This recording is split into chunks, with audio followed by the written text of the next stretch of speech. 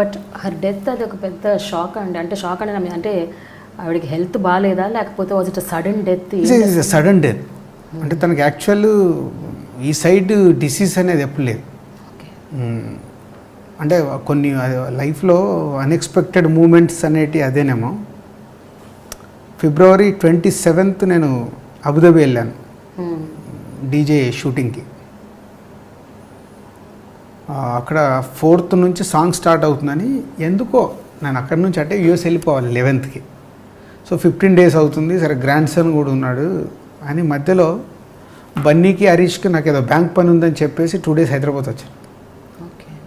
5th and 6th, March 5th and 6th. 6th రోజు సాధారణంగా నేను ఎటు బయటికి వెళ్తున్నప్పుడు లేట్ నైట్స్ సెండ్ ఆఫ్ ఇవ్వదు నాకు. నేను కూడా లేవమని చెప్పను, ఎందుకంటే లేట్ నైట్ వాళ్ళకు నిద్ర డిస్టర్బ్ అయింది కదా, పడుకునేటప్పుడే చెప్పేసుకొని పడుకొని వెళ్ళిపోయాను. ఆ రోజు నేను 6th లేవలే, 1:45 కూడా 2 o'clock ఇంట్లో నుంచి బయలుదేరాలి. గ్రాండ్ సన్ ఉన్నాడని వాళ్ళు కింద బెడ్రూమ్లో పడుకున్నారు, నేను పైన బెడ్రూమ్లో పడుకున్నాను. డ్రైవర్ని పంపించి తనే లేపి నేను రెడీ అయ్యి వస్తుంటే హాల్లో కూర్చున్నాను. బయట వరకు వచ్చి సెండ్ ఆఫ్ ఇచ్చి March 6th ఫస్ట్ టైం నా లైఫ్లో.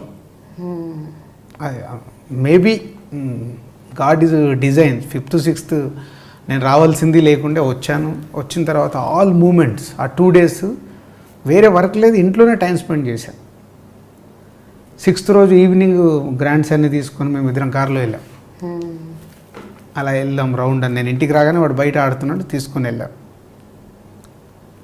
సో 6th వెళ్ళిన తర్వాత 10th అబుదాబిలో నేను ఫ్లైట్ తీసుకునే ముందు కూడా ఫోన్ చేసి మాట్లాడాను. ల్యాండ్ అయ్యాక ఆ రోజు 11th ఇన్సిడెంట్ జరిగిన రోజు మార్నింగ్ 7 o'clock నేను ఫోన్ మాట్లాడాను అక్కడ దిగాను. ఇండియన్ టైం 6:55 వచ్చాక తన ఫోన్ ఇప్పుడు అలాగే పెట్టుకున్నాను తన ఫోన్.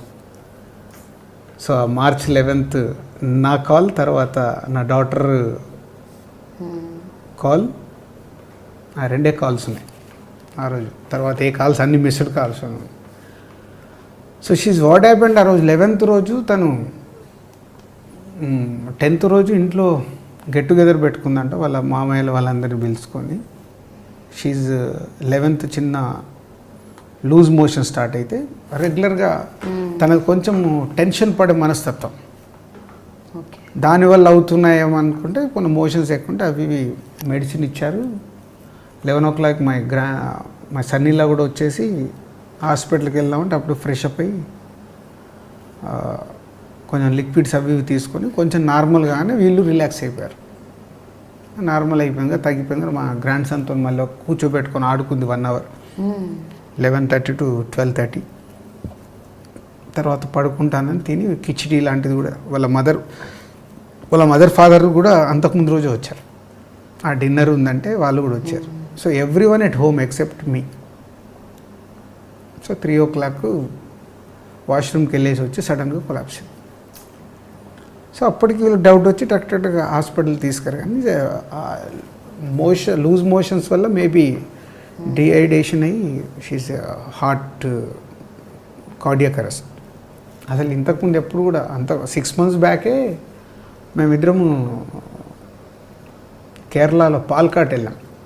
పాల్కాడ్ వెళ్ళినప్పుడు కూడా అక్కడికి వెళ్ళకముందు వాళ్ళన్నీ టెస్ట్లు చేయించుకొని రమ్మంటారు. అన్ని టెస్టులు చేయించాం లాస్ట్ ఇయర్ August. అప్పుడు ఏంటంటే నాకు షోల్డర్ పెయిన్ వచ్చింది. ఆస్ట్రేలియా ట్రిప్ వెళ్తే షోల్డర్ పెయిన్ వస్తే నా గురించి వెళ్ళాం. సరే నేను ఒక్కరిని ఎందుకని ఇద్దరం వెళ్ళాం. సో 1 week అదే మేమిద్దరం కలిసి ఉన్న major time, full time 1 week ఇద్దరం కలిసి ఉన్నాం. కానీ రాజు గారు, కళ్యాణ్ గారు అడపాదడప ఇంక ఇది లాస్ట్ సినిమా, ఇంకో 2 సినిమాలు తీస్తాను ఇలా అంటూ ఉంటారు. అప్పుడల్లా మీకు కొంచెం గుండెలో రైలు పడగడతాయో? అంటే ఇది ఇప్పుడు నేను నమ్మేది ఏదైనా ఇప్పుడు జరగాల్సింది ఉందనుకోండి, మా కాంబినేషన్ 100% జరుగుతుంది. అది నా సంకల్పం, నేను దాన్ని నమ్ముతాను. దానికోసం వెయిట్ చేయాల్సింది, ఏదైనా టైం రావాలి. సో ఏది మన చేతిలో ఉండదు, మనం ప్రయత్నం చేసేవాళ్ళమే. మన ప్రయత్నం సక్సెస్ అయితే ఆ రోజు జరుగుద్దని నమ్ముతున్నాను నేను. రాజుగారు, మీరు పెద్ద పెద్ద డైరెక్టర్లు, పెద్ద యాక్టర్లు అంటే చిరంజీవి, నాగార్జున, బాలకృష్ణ అలాంటి వాళ్ళతో సినిమాలు ఇంతవరకు తీయలేదు. అంటే మీరు నెక్స్ట్ జనరేషన్ అందరితో తీసేశారు ఆల్మోస్ట్, ఎక్సెప్ట్ పవన్ కళ్యాణ్ గారు. బట్ ద ఫస్ట్ జనరేషన్ ఉంది కదండి, వాళ్ళతో మీరు సినిమాలు ఇంకా చేయలేదు. అవి ఎప్పుడు వాటి కూడా సంకల్పించారా లేదా? అంటే అది తెలియదండి. అంటే ఇప్పుడు ఏదైనా ఒక బాలకృష్ణ గారితో నా మధ్య ఒకసారి అనిల్ రావు ఇప్పుడు ఒక ఐడియా చెప్తే వెళ్ళి కలిసి వచ్చాం, చెప్పాం, ఐడియా కూడా నచ్చింది. పోతే బాలకృష్ణ గారికి అప్పుడు 100th ఫిలిం చేయాలనే దాంట్లో ఈ లోపు అనిల్ రావు ఇప్పుడు మళ్ళీ ఇటు మాకు రాజా ది గ్రేట్ చేస్తుండడం. సో చెయ్యాలని ఉంటుంది, బట్ అది ఏదైనా నేను బిలీవ్ చేసేది వాళ్ళకి సరిపడే స్టోరీ ఉన్నప్పుడే వాళ్ళ దగ్గరికి వెళ్ళి సినిమా చేయాలని. ఏదో వాళ్ళ డేట్స్ వస్తాయి కదా నేను సినిమా చేయలేను, ఎప్పుడూ చేయలేను నేను.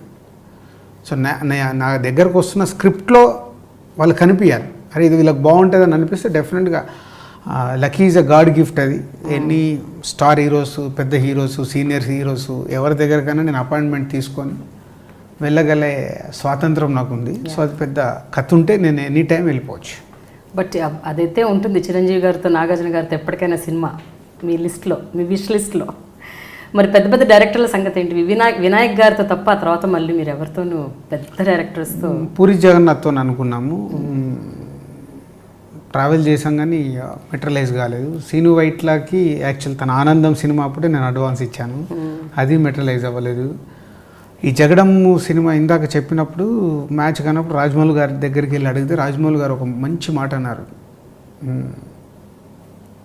మీరు ఇంతమంది కొత్త డైరెక్టర్లకి లైఫ్ ఇస్తున్నారు, నేను మీకు సినిమా చేస్తే అదొక సినిమా అవుద్ది, మీరు సినిమా చేస్తే ఒక డైరెక్టర్ పుడతాడు.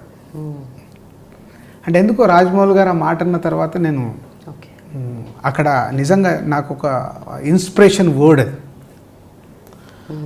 నిజమే కదా, ఫెయిల్యూర్ డైరెక్టర్స్ ఉన్నారు, సో వాళ్ళు స్ట్రగుల్లో ఉంటారు, సో సక్సెస్ సినిమా చేయాలి, రైట్ ప్లాట్ఫామ్ కావాలని, అండ్ కొత్త డైరెక్టర్లు ఉంటారు. వీళ్ళతో నేను ఎక్కువ ట్రావెల్ అవ్వడం వల్ల వాళ్ళకు సినిమా వస్తుంది. నేను పెద్ద డైరెక్టర్తో వెళ్ళి సినిమా తీయడం వల్ల ఒక సినిమా అవుతుంది. ఓకే. సో మొన్న ఈ మధ్య త్రివిక్రమ్ గారు కన్ఫర్మ్ చేసుకున్నాం ఒక ప్రాజెక్ట్ చేయాలి. ఎందుకంటే త్రివిక్రమ్ గారితో నేను ప్రొడ్యూసర్ కాకముందు తను రైటర్గా ఉన్నప్పుడు మేము క్లోజ్, అప్పటి నుంచి మా ఇద్దరి మధ్యలో ఒక మంచి ఫ్రెండ్షిప్ ఉంది.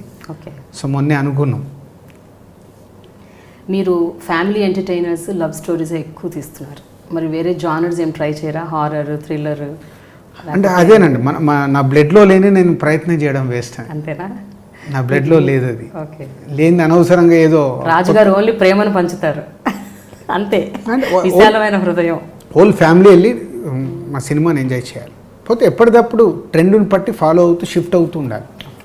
నాకు మీ లైఫ్ సీక్రెట్ ఒకటి తెలుసండి, అది కరెక్ట్ కదా చెప్పండి.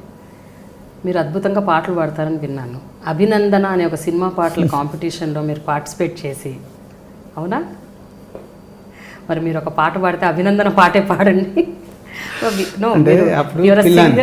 అప్పుడు పిల్లాని, అప్పుడు నా age is 19 years. Abhinandana is 1989. So 19 complete అయ్యి 20 years నాకు. సో అప్పుడు ఒక ఎంతుజాదం, సో దాంతో ఆ సినిమా నాకు చాలా పిచ్చి. ఓకే.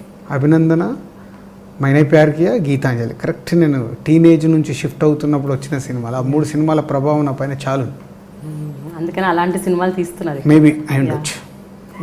ఇది my best film sir. Okay. మరి ఒక్క 2 లైన్లు పాడండి.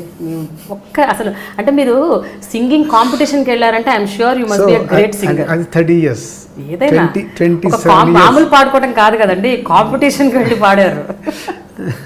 ఒక్క 2 లైన్లు అయితే పాడాలి రాజుగారు, మీరు వదిలిపెట్టేదే లేదు. ఒక్క 2 లైన్లు మీరు పాడాల్సిందే. అప్పుడు పాడిన పాటనేనా? I'm just taking you to the memories. ప్రేమ ఎంత మధురం, ప్రియురాలు అంత కఠినం, ప్రేమించుటేనా నా నేరము. ఈ సాంగ్ పాడు. ఈ పాట పాడారా? వచ్చిందా? ప్రైజ్ రాలేదా? రాలా. తెలియదు కదా, అంటే మనకు ఏదో పాడాలని షోక్తో పాడాలి. హరీష్ శంకర్ గారు కోట శ్రీనివాసరావు గారితో పాట పాడించారు. మరి డీజేలో మీరు ఎందుకు పాడలేదు? జోష్లో పాడించాడు వాసువరం, అప్పుడే చెప్పా ఇదే ఫస్ట్ ఇదే లాస్ట్ అని. అంతేనా?